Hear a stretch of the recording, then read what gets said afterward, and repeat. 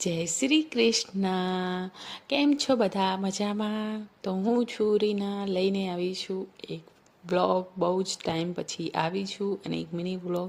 તો આજ છે 1 જાન્યુઆરી. તો આજે 2026 ચાલુ થઈ ગયું છે. તો બધાને હેપી ન્યૂ યર. આમ તો આપણા ગુજરાતીઓનો તહેવાર તો દિવાળી જ નવું વરસ હોય છે, પણ આવી રીતે મતલબ 2026નો આજે પહેલો દિવસ છે, પહેલી તારીખ છે. અને હું સવારમાં કામ કરતી હતી. મારો બાબો માધવ, તો એને હું ટીવીમાં મતલબ ગીતો, કવિતાઓ, કાર્ટૂન એવું ચાલુ કરીને એને હું રમાડતી જતી હતી અને જોડે જોડે મારું કામ કરતી હતી. આ છે અમારો બેડરૂમમાં સાઈડમાં અમે સિંગલ બેડ બી રાખ્યો છે, કારણ કે અમે 4 જણ એક બેડમાં નથી આવતા. પછી બપોરનો ટાઈમ હતો, મારી બેબીને ખાવા પીઝા, તો એના માટે મેં પીઝા મંગાવ્યા અને મારા માટે મેં ભેળ બનાવી ઘરે જ. જે મમરા વઘારેલા પડ્યા હતા એમાં સેવ ડુંગળી ને ટમેટાં નાખીને પછી મારા બાબાને નવડાવીને મારું ઘરનું કામ બધું જ મેં પતાવી દીધું હતું. અને જુઓ કેવું સરસ મજાનું ક્લીન કરી દીધું. અને મારો વિડીયો પસંદ આવે તો લાઈક કરજો અને મારી ચેનલને સબસ્ક્રાઈબ કરજો.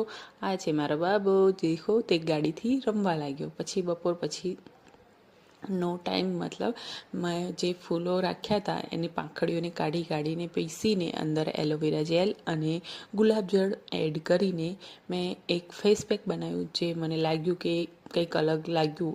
હું મતલબ કંઈક ને કંઈક નવું બનાવતી જ રહ્યું છું ફેસ માટે.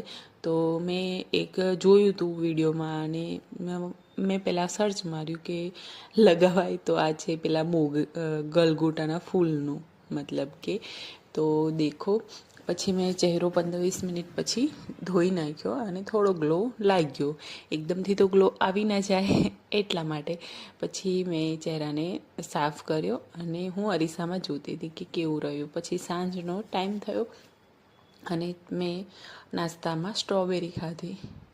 તો પડી હતી સ્ટ્રોબેરી. પછી શું ખરાબ થઈ જાય છે, જલ્દી સ્ટ્રોબેરી રહેતી નથી, એટલે એને ફટાફટ લાવી, એટલે એને પતાવવાની હોય, ખતમ કરવાની. તો કાપીને બસ સ્ટ્રોબેરીઝ ખાધી. સાંજે હું ચા નથી પીતી એટલા માટે. અને મારો માધવ, મતલબ મારો બાબુ, એ ખાઈ રહ્યો હતો મમરા આપણે વઘારેલા.